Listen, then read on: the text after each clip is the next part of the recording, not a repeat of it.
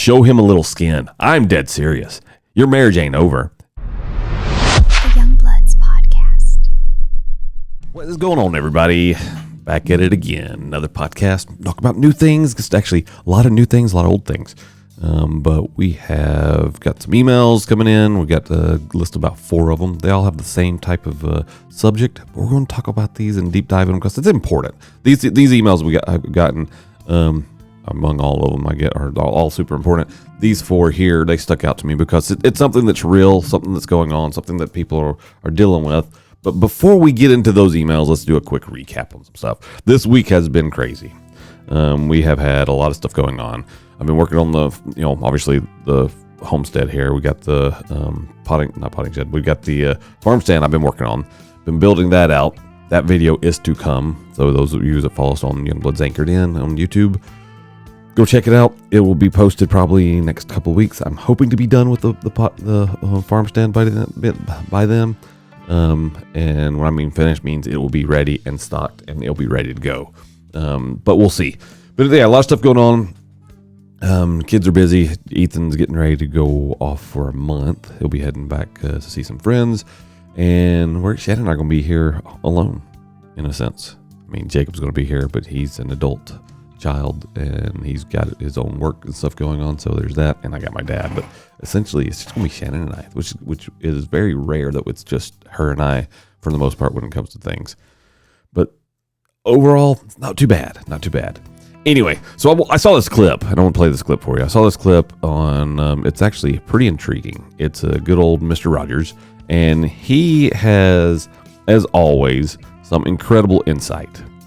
The man is a genius, and honestly, I call him a genius, and the reason I say that is because what he has is a superpower that most people don't have, and it's common sense.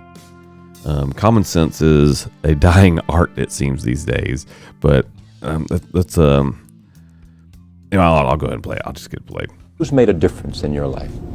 Oh, a lot of people. But a lot of people who have allowed me to have some silence. And I don't think we give that gift very much anymore. I'm very concerned that our society is much more interested in information than wonder. That. In noise rather than silence. How do we do that? I mean, in our business, yours and mine, how do we encourage reflection? The man is so right. So I didn't fully understand this principle until I had my car wreck. I mean, I understood it to a point, and a lot of times my kids would get in the car and they had to listen to music. I'm like, I don't want to listen to music. I want silence. And my kids were like, why do you always want silence? I'm like, listen, there was a time in my life where I liked music playing all the time. I needed all this distraction. I needed all this noise. I needed all this stuff going on. And there was a time that I felt like that was always the thing for me. But then as I've gotten older, I've understood the principle of silence. I'm telling you, silence, literally, when they say silence is golden, silence literally is golden. When you can sit back, reflect on the things that they're going on in the day, think about all the stuff that you have to do, and then sometimes just push it out and say, I need a minute. That's okay. That is not a problem. That's actually what we should be striving for. Now, all that said, we need to learn that we don't always have to have noise. We need to sit back, take a breather, and reflect on everything we do. One thing I learned from my car wreck was that too much noise literally destroys everything about you. Too much, everything going on is it overruns and overrides your personality. It can make you miserable. When you're miserable and you lose focus and you lose happiness, your brain goes in overload, and then other knee-jerk reactions come out. A lot of times we get angry. Sometimes we'll lash out at others. We've got to learn that as Mr. Rogers says, we need that sense of wonder, and we need to learn the art of silence. Silence is good. I'm telling you right now. That's something that I think about a lot. I try to get my moments of quiet and just reflecting. I like to go outside and sit, especially out here on the property. We go outside and sit, relax, and just listen to nothing. Listen to literally what's going on around us. That's important. That to me, I mean, that's probably one of the most important things to me is that. So anyway, let's get into some of these emails. Some of these actually hit home because I know Shannon and I have fallen into this trend before.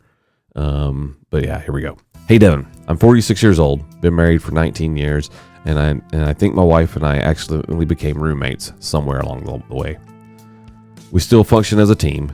Bills get paid, the kids get taken care of. We eat dinner together most nights. From the outside looking in, people probably say we have a solid marriage.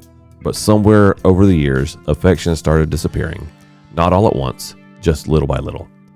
Now it feels like physical touch only happens when it's on her terms. And most of the time, I don't even try anymore. Because rejection after rejection starts to mess with your head. I'm not angry at her. I know life is exhausting. I know she's tired. I know menopause and stress and kids and work and play roles. But I'd be lying if I said it didn't hurt sometimes. I miss being wanted without having to ask for it. I miss random hugs in the kitchen. I miss feeling like she's I miss feeling like she looked at me as more of a guy who fixes things and to take out the trash. The hard part is I don't even know how to bring it up anymore without sounding selfish. So instead, I just stay silent and I tell myself this is probably what middle-aged marriage looks like. But I can't help from wondering, does every marriage eventually turn into this? Anonymous from Dallas, Texas.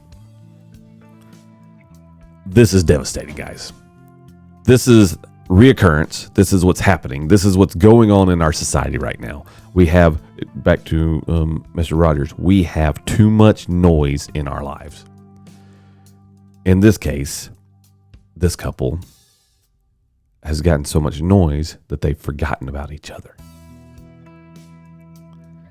Hey, Devin. I'm 41. I've realized something lately that's hard to admit out loud. My wife and I barely talk anymore unless it's about responsibilities. Our conversations are scheduled. Groceries, bills, doctor appointments, and what one of the kids forgot at school. We can't sit in the same room for 2 hours and never actually connect. I don't think either of us did anything wrong. Life just got loud. Work got stressful. The kids got older and busier. But at the end of the night, we both are exhausted, staring at our phones, trying to mentally survive the day. The weird thing is, I still love her deeply. Why? That's not weird. I don't want out. I don't want someone else. I want us back. I miss laughing together. I miss feeling like she's my best friend instead of my co-manager in a very stressful family business. I think a lot of men my age are dealing with this silently. We're told to provide, stay steady, and not complain. So we keep going to work, mowing the yard, fixing things around the house, and quietly wondering where the closeness went. How do couples come back from the roommate phase? Because it becomes permanent. Still here, just lonely.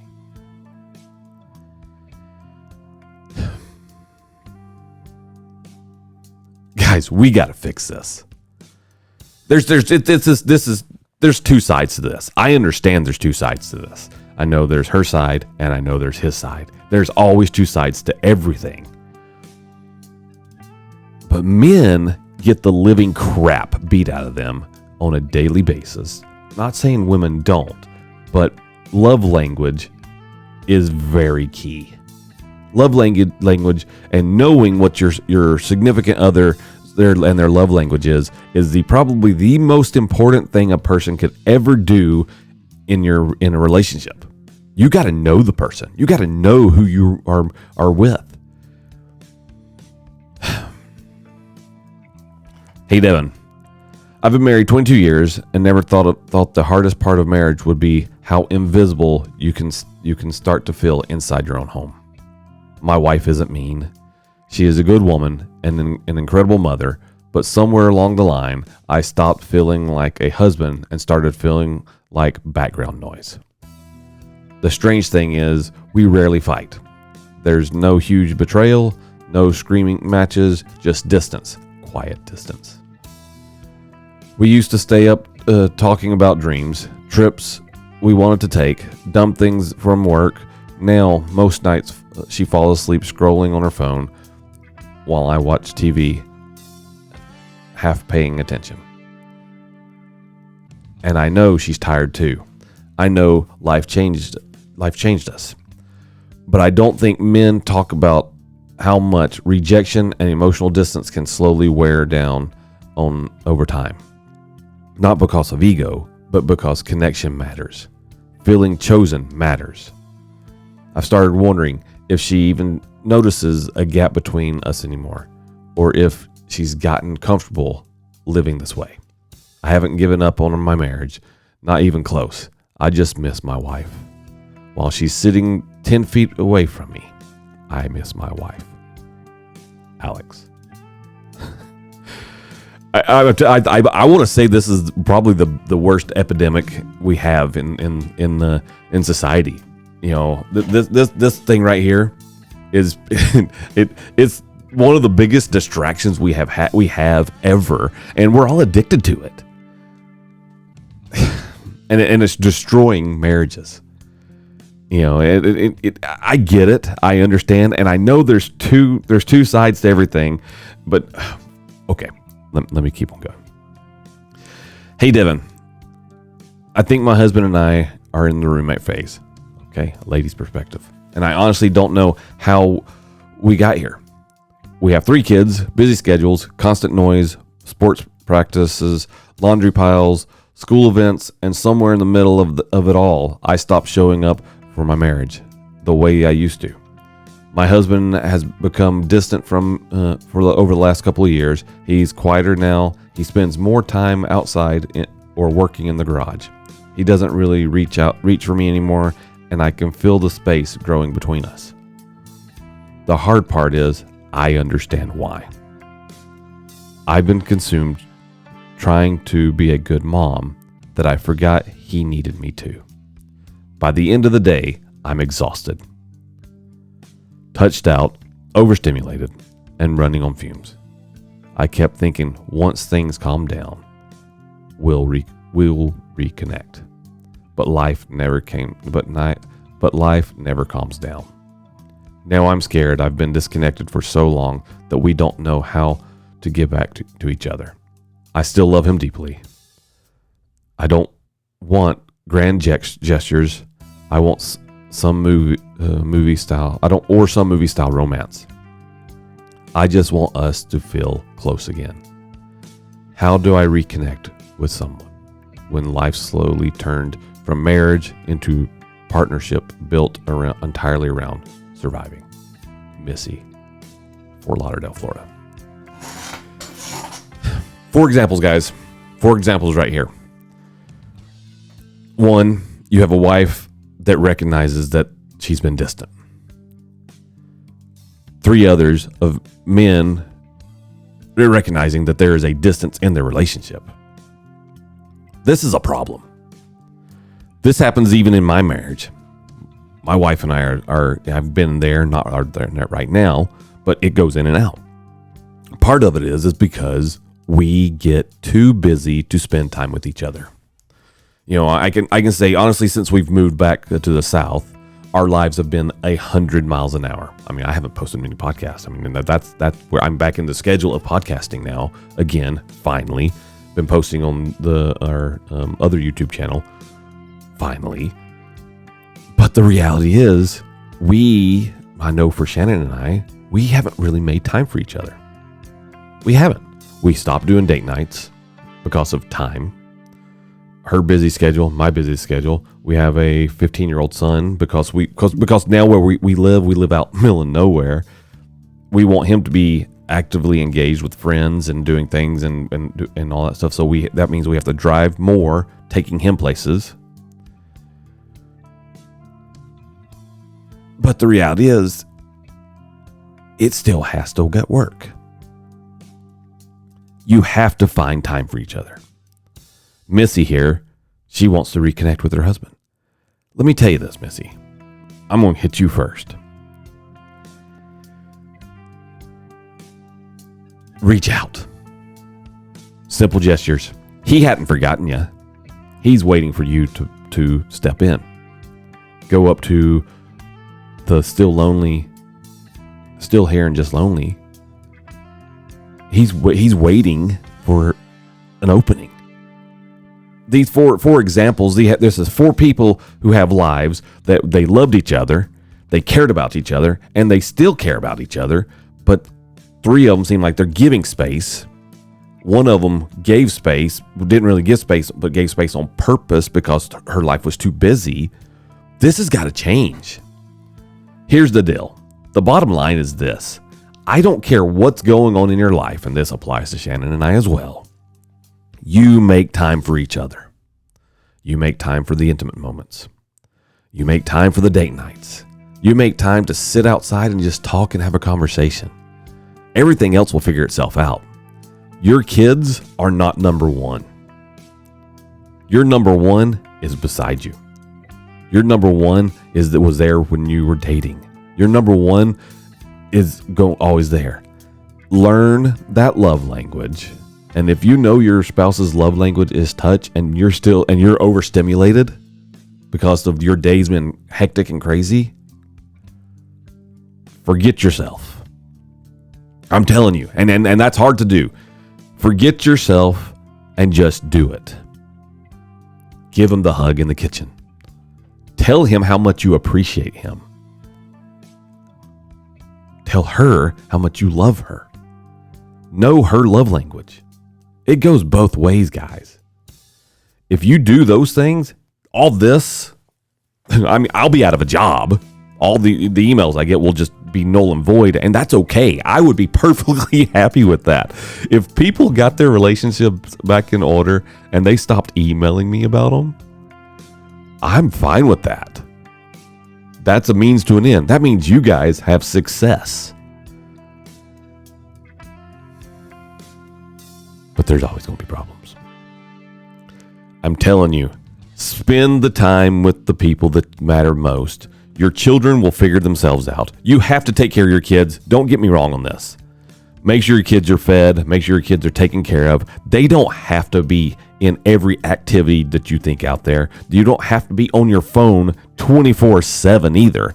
You know, a lot of times we look at people, you know, Gen Xers make fun of millennials and all the Gen A's and all the other Gen Z's and all that out there, and just like they do us as well. Then we make fun of them because they're on the phones all the time. We're just as addicted as anyone else. You got to learn to unplug. You need to put your phones down. When you go out for dinner, do not touch your phone. Let your phone be down. Let it be out of the way. I don't care if you need the photo of that dessert because that place is amazing and you want to have it. Don't touch it. If you do touch it, do this. I guarantee this would brighten the person's day. If you sit there and you say, hey, this place is really good food, and you know, I like to post about it. Do you mind if I take a quick picture? That's all I want to do. Communicate it. I guarantee he or she will be like, no, that's fine. Go for it. Because I love that you do the things you love, the things that you love doing. So let them do it. But then once it's done, put your phone down. They'll respect that more. They'll see that you're being part of that conversation. They're seeing that you're being there for them and not there for these people who don't really care. If you died today, will all those people who send you likes every day, will they be there for your funeral? They won't. They're just dust in the wind. They just don't exist. They'll eventually, well, wonder what happened to that so-and-so's account. Maybe you'll even get that. I highly doubt it. Guys, you got to start paying more attention to your spouses. Ladies, you have a man that loves you, that's not cheating on you. He's sitting on the sidelines waiting for you to initiate. Initiate that crap. Get involved. Go out to his shop. Show him a little skin. I'm dead serious. Your marriage ain't over. You just haven't figured out the best way to do it. It's a movie called Fried Green Tomatoes. I believe it's what it is. Yeah, Fried Green Tomatoes.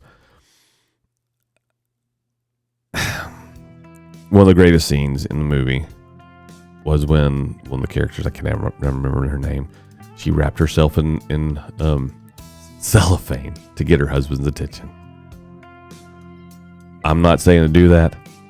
Do that. Wrap yourself in cellophane to get your husband's attention. If you need his attention and he's been ignoring you, do something crazy. I'm telling you. He hadn't forgotten you. I guarantee things still work down there. Do what brings in the attention. Don't forget. And I'm going to tell you, most men, their love language is touch. Their love language is physical touch. It is. There's nothing better. I can tell you right now for myself.